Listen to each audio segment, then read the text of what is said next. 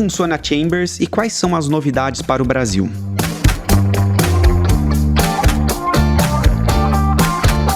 Este é o Juridicast, o seu podcast de marketing jurídico, e eu sou Leandro Ramos. Neste episódio, vamos falar sobre a Chambers, um dos principais rankings jurídicos do mundo. Também vamos trazer aqui quais são as recentes novidades que a Chambers traz para o Brasil.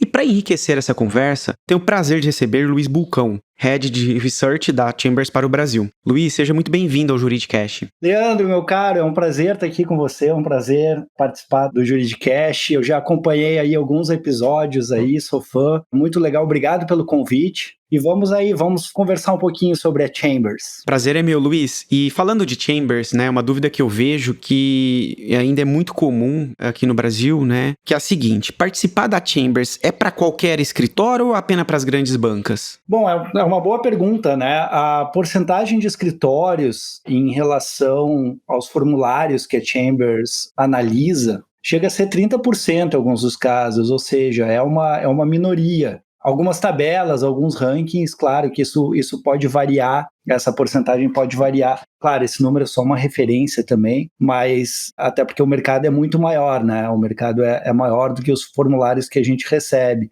Isso também não é nenhum tipo de meta e tudo, mas serve para você ilustrar. O nosso objetivo é realmente ranquear os melhores escritórios do mercado. É isso que a Chambers trabalha para fazer. Tendo dito isso, claro, tamanho não é documento, né? Portanto, sim, a Chambers não é para qualquer um, mas ao mesmo tempo ela não é exclusiva para os maiores escritórios. É importante ter em mente que nós avaliamos a performance, né, de departamentos e segmentos, não são dos escritórios como um todo, né? São os departamentos e grupos de sócios e associados que trabalham em determinado segmento do mercado.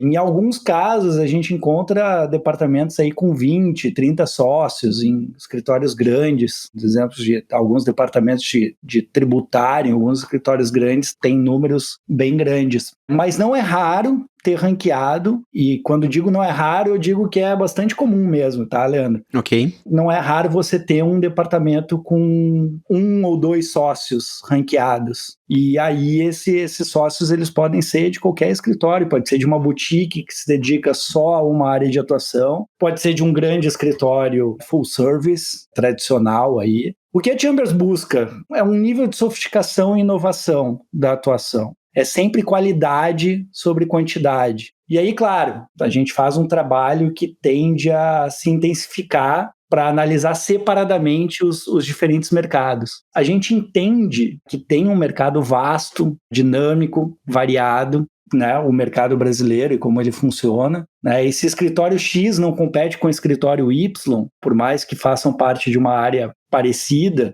nós vamos nos perguntar onde eles competem e focar a cobertura de análise nesses escritórios, que têm uma atuação comparável entre eles. A diferença, sim, é mais óbvia quando você fala dos mercados regionais, por exemplo. Agora, por exemplo, nós vamos cobrir pela primeira vez na Chambers a área de Campinas. Claro, os grandes escritórios, Leandro, eles atuam para empresas de Campinas. Eles vão lá para as empresas de Campinas também, baseadas em Campinas, elas também vão lá para Faria Lima e requerem serviços de escritórios mais sofisticados do país. Mas existe um mercado local com uma outra dinâmica que compete entre si, e esse mercado também merece reconhecimento. Cabe a Chambers entender essas diferenças de mercado, ir lá, pesquisar, conversar com quem atua na área e poder analisar de forma comparativa esses escritórios estão baseados lá. Outro exemplo, talvez até menos óbvio, está em M&A. A gente tem 2 tabelas agora nacionais para M&A. Uma é de Elite e a outra é Highly Regarded.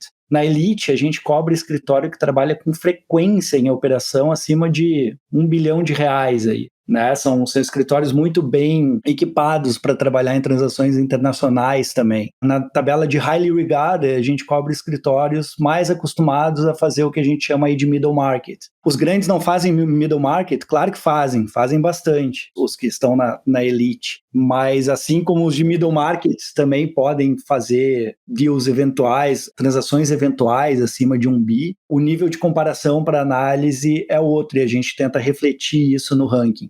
Leandro, em suma, se você é bom no que faz e compete com escritórios ranqueados em um certo ranking e tem boa percepção entre seus clientes, é até provável que a sua equipe vai ser reconhecida, que a equipe do escritório vai ser reconhecida pela Chambers. Sempre que a gente tiver elementos para incluir no ranking, a gente vai fazer. Isso é capturado durante a pesquisa. Portanto, eu sempre digo assim, não deixe de fazer esse trabalho de identificação de qual área o escritório realmente foca, qual área e quais os concorrentes do escritório naquelas áreas, como é que eles aparecem na Chambers, e não deixa de enviar as informações para a nossa análise, porque assim você nos dá respaldo e municia aí os nossos pesquisadores com informações para poder fazer a melhor análise possível do escritório ou da atuação da advogada ou advogado. Perfeito, Luiz. E esse processo de submission da Chambers, ele é pago? Leandro, alto, estrondoso não, tá? Não é pago. É importante você dizer isso porque eu ouço muito do mercado que é necessário pagar para participar da submission da Chambers, assim como de outros rankings, né? Assim, não é uma verdade, não procede. Ok. O envio de formulários para Chambers e o processo de pesquisa até o ranqueamento, ele é totalmente separado da parte comercial da Chambers. O que acontece? A pesquisa é realizada de forma independente. Eu, particularmente, acho que o sucesso da Chambers começa aí. Você admite esses formulários, essas informações, faz uma pesquisa independente e, claro, depois que os escritórios são ranqueados, existem diversas maneiras de interação comercial. Mas assim, Leandro, a metodologia da Chambers e os formulários, elas estão disponíveis no nosso site. Tudo que o escritório precisa fazer para participar é solicitar em inglês. Tem um link para você fazer a solicitação em inglês do login para o website. Ali a equipe faz uma simples checagem para ver se a pessoa que está entrando em contato de fato representa, né, um escritório de advocacia e faz o login para poder ter acesso à área de envio de formulários. Os formulários estão publicados no website e as pessoas podem fazer o download desses formulários, preencherem, uma vez tendo o login, envia os formulários dentro do prazo e a gente vai fazer a avaliação, tá? Isso não tem custo. Deixa eu fazer um parênteses aqui. Ok. A gente sabe que os advogados aí cobram honorários por hora, né? E nesse sentido, claro, o processo de participar da Chambers pode sim envolver gasto, né? Porque fazer o login, preencher formulário, listar as suas referências, né? Isso a gente sabe que demanda um certo tempo e a gente é extremamente aí agradecido pela dedicação dos escritórios em nos enviar, né, essas informações. Todos que enviam são analisados durante o período de pesquisa e, claro, contanto que os formulários tenham sido entregues dentro do prazo que a gente estabelece. Os prazos também estão disponíveis lá no website. Só deixa eu tocar um pouquinho, Leandro, antes de você fazer a próxima pergunta, na questão comercial da Chambers. Quem é ranqueado é oferecido, pode comprar um perfil. Esse perfil dá mais destaque aos rankings na nossa página. O escritório ganha espaços muito bons assim para apresentar a sua área de atuação e sócios e, enfim, isso ocorre depois do processo de pesquisa, tá? Tem também, a Chambers também oferece ferramentas como o Business Intelligence Tool, que, enfim, ele te dá acesso aí a um histórico dos rankings da Chambers, né? Ele propicia as sócias e sócios fazerem uma excelente avaliação de aonde o escritório está posicionado no mercado, né? E tem também o Insight Report, que também é pago, né? É um relatório que descreve aí o nosso processo decisório, as informações que a gente levou até chegar a determinado ranking. Como eu disse, são ferramentas e relatórios que são pagos, mas que é a parte comercial e está separada do processo de envio de formulários para pesquisa e está separada do processo de decisão que a nossa equipe trabalha com bastante cuidado e total independência. Luiz, eu sei que nosso ouvinte pode depois e deve, né, entrar no site da Chambers e pesquisar um pouco mais a fundo sobre o processo aí de submissão, mas de modo geral, qual que é a metodologia que vocês usam para elaborar os rankings? A metodologia da Chambers é simples e eficaz, né? Eu acho que o acesso que o pesquisador tem ao banco de dados, né? E principalmente o acesso às informações que a Chambers tem e acumulou e acumula através dos anos, assim, é o diferencial. Primeira coisa, nós contactamos os clientes do escritório. Geralmente são clientes de ponta, grandes empresas aí operando no Brasil, internacionais e nacionais, muitas vezes aí diretores jurídicos que fazem a contratação desses escritórios. Enfim, são os clientes mesmo, as pessoas que operam, né? Algumas empresas não têm departamento jurídico e usam só escritório, a gente entra em contato com a pessoa responsável aí pelo gerenciamento da empresa também, né? Mas para cada mercado que a gente analisa aí, são clientes de altíssimo nível, altíssima categoria e que nos municiam com informações preciosas para a gente elaborar o ranking. Em segundo lugar, a gente conversa com sócios e sócias já ranqueados. Quando eu falo sócias e sócios é porque, e eu acho que cabe bastante fazer um parênteses aqui também, a gente está fazendo um esforço grande para entrevistar tantas sócias quanto sócios no nosso processo de pesquisa.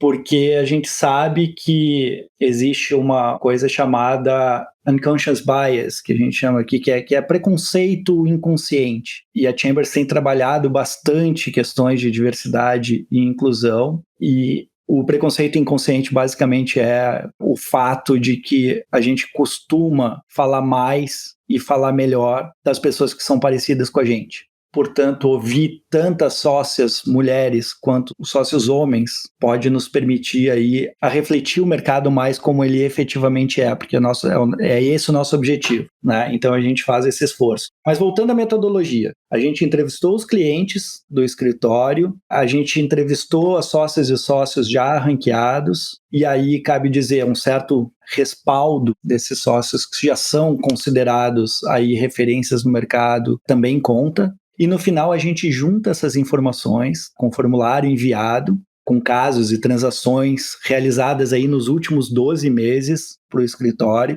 e a gente faz checagem de fato, uma análise comparativa efetivamente com o que os outros escritórios apresentaram, e uma importante análise de evolução também. Como isso funciona? A gente considera o desempenho de certo advogado na nossa pesquisa no ano anterior e muitas vezes antes do ano anterior para verificar a evolução, né, em termos de performance. Isso tudo que eu falei, isso tudo é feito de forma sistemática, tá? Num processo obedecido aí a cada ciclo de pesquisa. Tanto que você vê que o ranking, no final das contas, ele é bastante estável. Não aparece um na banda 1 num dia, o outro na próxima pesquisa aparece na banda 4. Esse processo todo e ter em consideração também a evolução da carreira faz com que o ranking tenha essa estabilidade, alguns chamam de conservadorismo. Se for conservadorismo, é conservadorismo, mas no melhor sentido possível.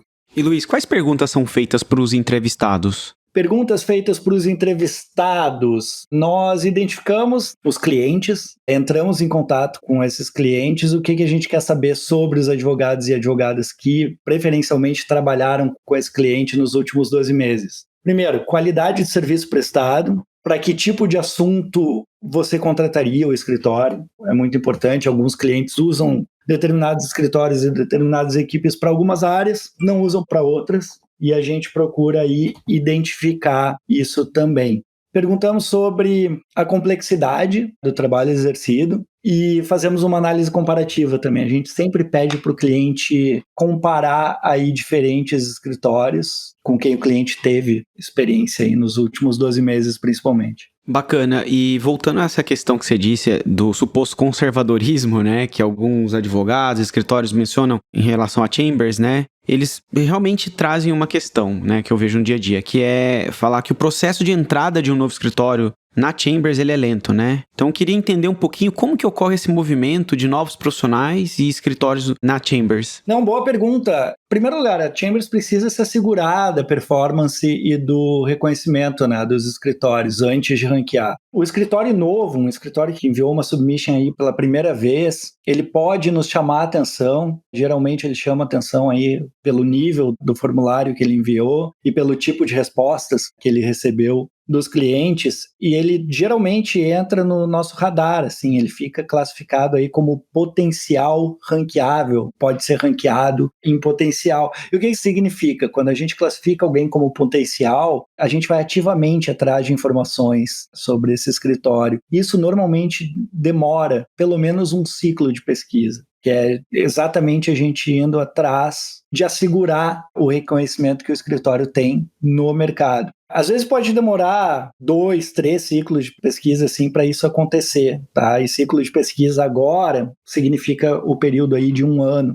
tá? Para cada. Mas é interessante notar, Leandro, que às vezes um escritório fica aí chateado porque não saiu no ranking. Poxa, eu enviei minha submission, sabe? Os casos que eu fiz esse ano foram super comparáveis aí com os casos que a Chambers já considera no ranking. Eu sei aí que meus clientes conversaram com a Chambers e tudo, a gente está super confiante e, poxa vida, né? Não fomos ranqueados. Na verdade, pode ser que, e muitas vezes acontece, que a performance do escritório foi super boa e a Chambers avaliou muito bem o escritório naquele determinado ciclo de pesquisa. Mas é isso, a gente vai procurar se certificar e talvez tenha um pouco a ver com o que você falou do conservadorismo, né? A gente vai se certificar aí por pelo menos 2 ciclos de pesquisa até poder ranquear esse escritório. O que acontece? Pode demorar 2 anos, muitas vezes demora 3, às vezes 4 anos. Mais do que isso, o que acontece? Se o escritório enviou aí o formulário uma vez, foi super bem, não enviou no próximo ano, a gente não escutou, não conseguiu informações suficientes no ano seguinte, as informações não estão batendo com o que a gente ouviu no ano anterior, isso pode atrasar o processo. Por isso que a gente diz assim, não deixa de enviar o formulário, né? Não foi ranqueado, se é um escritório atuante na área, se é um escritório forte, envie o formulário ano a ano, tá? Porque a pesquisa vai ser feita e às vezes pode demorar, mas se o escritório está lá e tem reconhecimento de mercado, ele vai aparecer eventualmente aí no ranking da Chambers. Nesse sentido, Luiz, tem um tempo médio que a gente poderia trabalhar para um escritório aparecer na Chambers? Exato. 2 anos, pelo menos, tá? Enviou num ano, foi bem, o outro ano enviou, foi bem de novo, a gente conseguiu boas informações sobre o escritório, ele é comparável com os demais, ele vai aparecer, tá? 3 anos razoável, 4 anos acontece se esse processo sofreu bumps na estrada, e mais do que isso, realmente só se for uma coisa de não ter consistência mesmo. E Luiz, outra dúvida que é bastante comum com relação a Chambers é o sistema de bandas, né, que vocês utilizam. Seria possível você falar um pouquinho mais sobre como é que funcionam as bandas que vocês trabalham na Chambers? Vamos lá, claro. Bom, banda 1, os melhores, banda 2, os segundo melhores, banda 3 e assim por diante. É interessante notar, Leandro, que a nossa pesquisa ela é super qualitativa, assim, tem alguns aspectos dela que são inegavelmente subjetivos. A diferença de uma banda para outra é certamente um deles, e ela varia, né, de área de atuação para área de atuação. O que a gente faz e a maneira como a gente determina essas bandas é quase como decidir uma liga, assim. Na pesquisa fica bem claro quem joga na mesma liga. Pensa aí em, sei lá, em futebol, quando você tem o primeiro grupo, o segundo grupo e tudo, daqueles que realmente estão apresentando resultados similares. É incrível como, depois de todo esse processo de pesquisa, assim, que a gente conversou, é incrível como os pesquisadores chegam com uma ideia muito boa de mercado para poder fazer essa avaliação. E como as coisas ficam claras na cabeça do pesquisador depois do período de pesquisa. Mas a banda é variável. Às vezes você tem bandas, uma banda 1 com 4 escritórios ranqueados, né, com diversos advogados, e às vezes você tem o caso raro lá do Flamengo, do Jorge Jesus, que estava numa liga própria, uma liga acima dos outros. Eu não sou flamenguista aí, mas a gente tem que reconhecer. Mas a diferença aí dos nossos rankings aí é que eles tendem a ser mais estáveis do que a equipe do Flamengo. É uma brincadeira, claro, né? Funciona assim. E, assim, a resposta que a gente tem de mercado é que a gente consegue ter um nível de accuracy, né? Ter um nível de acerto aí bem grande e bem respeitado. E bacana, Luiz. E como que se dá o rebaixamento de banda ou ainda até a saída de um escritório da Chambers? Perfeito, Leandro. Rebaixamento e saída, assim. Eu acho importante ressaltar que não existe lugar cativo na Chambers, né? Ok. A gente faz a pesquisa aí ano a ano. A gente precisa ter a comprovação, né, de que determinado sócio, eles são realmente atuantes, são ativos, continuam operando as transações e os casos que eles operam e foram considerados por isso no passado. resultado, mas tem cuidado a se fazer isso, né? Aquilo que a gente falou de ter que certificar as informações e de considerar as performances ano a ano é bastante válido também para quando alguém for cair de banda ou ser rebaixado ou até mesmo, como você falou, sair do ranking. Invariavelmente, isso é o resultado de um acúmulo aí de performances abaixo do que a Chambers espera para ter no ranking. A gente trabalha sempre com a ponta de cima de cada mercado e a Chambers precisa ter comprovações assim de que aquela pessoa continua no mesmo nível de atuação que ela teve quando foi ranqueada. Normalmente às vezes, pessoas têm um mau ano, às vezes é um ano ruim ou ficou afastado por algum motivo, ou a pesquisa não coletou o mesmo nível de informações que costumava coletar sobre aquela pessoa naquele determinado ciclo. Então a gente sempre aperta um botãozinho assim de calma lá, vamos ver o que está acontecendo aqui. E isso geralmente demora também, assim como o novo demora para ser ranqueado, esse processo assim pode demorar um pouquinho aí, uns 2 ciclos, 3 ciclos de pesquisa para acontecer. Ótimo, Luiz. E uma pergunta que eu imagino que você deva ouvir bastante é: para um escritório buscar melhorar sua performance, né, de um ano para o outro, o que ele deve fazer? Primeiro lugar, Leandro, o escritório tem que estar atuante na área, tem que estar trabalhando nos casos que são relevantes para a área, tem que ser reconhecido sobre isso, ter um serviço de cliente excepcional, porque, afinal de contas, o que o cliente nos diz tem um peso enorme, né, na nossa pesquisa. O trabalho da Chambers é realmente de capturar esse serviço, o mercado, como ele é mesmo. Então, eu diria que, assim, nada substitui ter uma atuação que seja referência, que seja relevante no mercado, que seja admirada pelos participantes do mercado. Como o escritório consegue refletir essa admiração, a gente espera muito que seja de forma natural. As pessoas reconhecem. A gente fala com muitos atores do mercado, os atores do mercado reconhecem.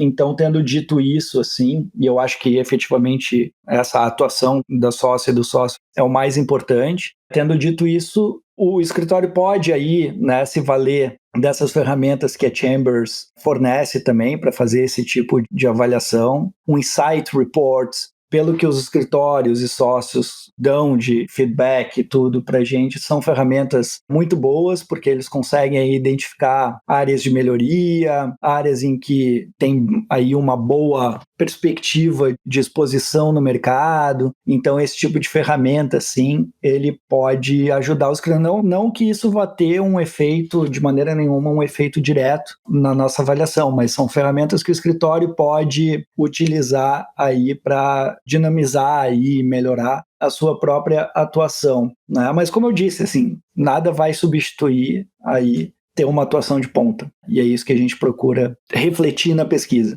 Deixa eu fazer um adendo aqui. Alguns escritórios ranqueados, Leandro, não sei se você sabe, e alguns ranqueados em bandas super, super altas, assim, não enviam a submission, né? E eu não estou dizendo aqui para ninguém deixar de enviar submission, muito pelo contrário, aquilo que eu falei. A submission, no fim das contas, submission, quando eu falo, desculpa, é o formulário que você envia para a Chambers, tá? Correto. O formulário, ele dá respaldo ao pesquisador, ele mune o pesquisador com informações sobre aquilo que o escritório tem feito, sobre a atuação do escritório, e fica muito mais tranquilo você tomar uma decisão de ranking quando você tem esse tipo de informações. Agora, alguns escritórios são tão bem reconhecidos e tão bem atuantes no mercado que eles aparecem na pesquisa, né? Quando a gente pergunta para um cliente, a gente pergunta sobre o escritório que fez o atendimento e colocou como referência, mas a gente quer análises comparativas também, né? E se determinado cliente diz o seguinte: olha, para determinado assunto de ponta, quando o bicho aqui na minha empresa pega e eu vou para tal escritório, entendeu? E é isso que a gente quer. Eu vou para tal escritório por isso, por aquilo. A gente já teve experiência, eles são, em termos de serviço, eles são top e por aí vai. Esse tipo de coisa que tem um grande, grande valor na nossa avaliação e a gente tenta captar. Ou seja, a gente quer refletir o mercado como ele é. Não é uma fórmula Chambers. Vou enviar a submission e aí eu vou ser melhor avaliado e tudo. Sim, vai dar respaldo, mas o nosso esforço é para capturar o mercado. para dizer, olha, a gente tem uma tabela aqui de petróleo e gás, quem trabalha, quem atende aí as maiores petroleiras do mundo, nas negociações mais difíceis aí e tudo, esses escritórios vão aparecer no ranking e é esse o trabalho que a gente faz incansavelmente. Bacana, Luiz. Nosso episódio vai chegando pro final, né? E recentemente a Chambers anunciou algumas mudanças aqui pro Brasil, né? Tem como você contar um pouco pro nosso ouvinte quais são as novidades que vocês trazem pro mercado brasileiro em 2021? Tá, que pena. A gente estava recém começando. Eu adoro bater papo e tá sendo muito legal, Leandro, conversar sobre a Chambers, assim, sobre o que a gente faz. Então, enfim, foi curto, para mim foi curto. A gente pode fazer mais depois. Com certeza. A pergunta foi sobre as novidades da Chambers, e são muitas, assim. Aliás, eu posso ficar 1 hora falando sobre isso, se quiser. Vamos lá. Não, é brincadeira. A principal novidade é o lançamento do Chambers Brasil, tá? Todos sabem, antes o Chambers, a pesquisa de Brasil, ela era um capítulo da pesquisa de América Latina. A equipe de Brasil ficava vinculada à equipe de América Latina, mas o Brasil é um mercado tão dinâmico, tão importante, tão peculiar. A gente tem muitas coisas em comum com a América Latina, mas também muitas diferenças e, para começar, língua, o tipo de complexidade de mercado, né, a substância de transações e o nível de sofisticação e de especialização que o mercado brasileiro requer, ele é bastante diferente, assim, né? Então a Chambers fez essa separação, de fora parece uma coisa simples, mas não é. Você separar base de dados e tudo que talvez não apareça para muitos assim por fora é um esforço enorme, e a Chambers ter feito isso assim é um excelente reconhecimento dessa pujança aí do mercado brasileiro e o quanto ele é valorizado pela Chambers. Principal novidade disso também, e aí nós estamos aí quebrando novos, breaking new ground, né, explorando novos territórios em relação a Chambers, é o lançamento do guia em 3 etapas, tá, diferentes. O Guia da Chambers sempre foi lançado, um guia América Latina, uma vez por ano, mas o que acontece? Talvez aí seja um formato herdeiro de quando tinha o grande livro da Chambers e que todo mundo esperava. Agora todo mundo acessa a Chambers, né, e acessa os rankings online.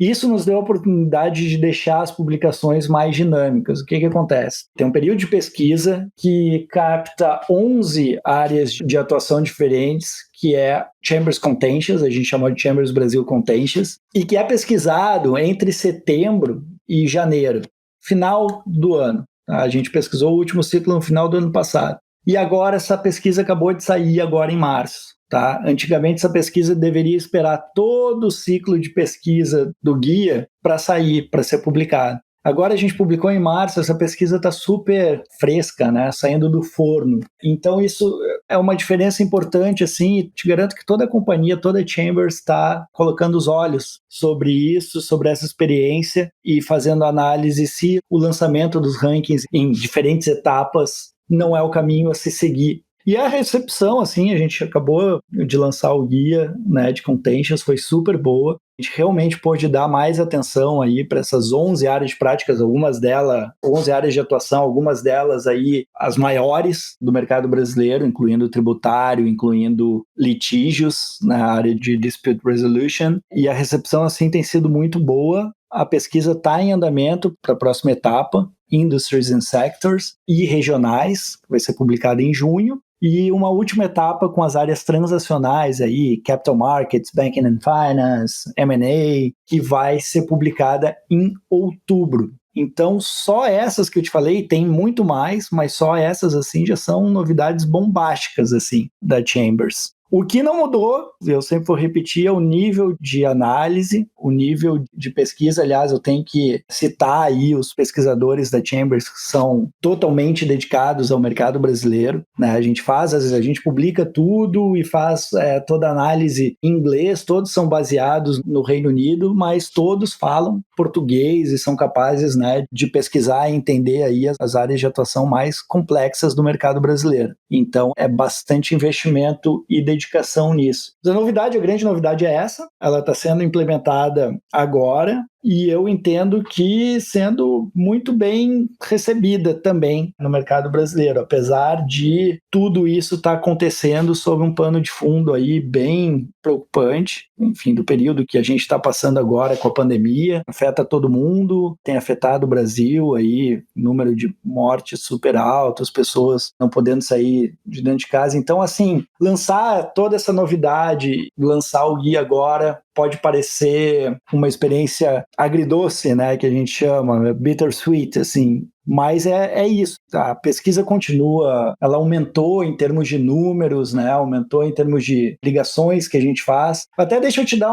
porque a gente fez o lançamento do guia, fez um webinar, assim, super interessante sobre o guia e não divulgou alguns números, deixa eu te passar eles em primeira mão, assim. Por gentileza, Luiz. Só nessas 11 áreas que a gente pesquisou e lançou agora em março, nós fizemos 635 ligações. Nossos pesquisadores fizeram 635 ligações e tiveram a resposta de 1.546 clientes por questionário também. E esse é um número que aumentou bastante em relação à última pesquisa. Então, assim, para finalizar, eu sei que a gente está chegando ao final aí. Eu não poderia deixar de dizer, assim, o meu muito, muito, muito obrigado. Assim, é muito gratificante. A gente sabe a responsabilidade que está nas nossas mãos, né, de fazer essa pesquisa, o quanto essa pesquisa é apreciada, respeitada, levada em consideração por sócios, os associados que entram como Associate to Watch. Esses números só demonstram, né, a atenção que o mercado nos dá e a atenção que a gente tem com o mercado, e isso vai continuar e aumentar nos próximos ciclos de pesquisa aí. Então é isso, Leandro. Eu agradeço assim bastante essa oportunidade de bater esse papo aí com você. Eu que agradeço, Luiz. Foi uma imensa satisfação tê-lo aqui no Juridicast e espero que a gente possa gravar mais episódios juntos e parabéns pelo trabalho que vocês fazem. Poxa, muito obrigado mesmo. Como eu disse no início, um prazer estar aqui, um prazer bater esse papo, tá? Obrigado pelo espaço e muito boa sorte aí com o Juridicast e se cuidem aí. Obrigado. Gostou desse podcast? Então compartilhe o episódio nas redes sociais e acompanhe o Juridicast, produzido pela agência Javali, especialista em marketing jurídico. Um grande abraço e até a próxima quarta-feira, às 7 da manhã.